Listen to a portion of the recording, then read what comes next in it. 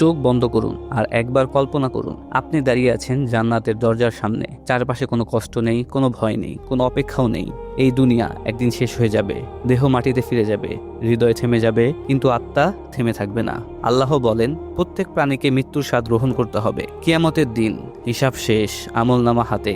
এখন আর ভয় নেই, কারণ আপনি সফল। আপনি সেই সৌভাগ্যবানদের একজন।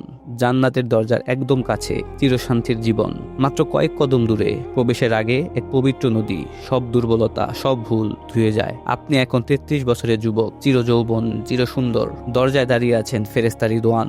উপরে লেখা লা ইলাহা ইল্লাল্লাহু মুহাম্মাদুর রাসূলুল্লাহ সাল্লাল্লাহু আলাইহি ওয়াসাল্লাম। দরজা খুলতেই কোমল উষ্ণ বাতাস, এক অনন্য সুগন্ধ যা আত্মাকে ছুঁয়ে যায়। না গরম না ঠান্ডা, শুধু পরিপূর্ণ শান্তি। হৃদয়ের ভেতর থেকে সব দুঃখ, সব ভয়, সব হিংসা মুছে যায়। মনে হয় সব চিন্তা হারিয়ে গেছে। আপনি প্রবেশ করলেন জান্নাতে।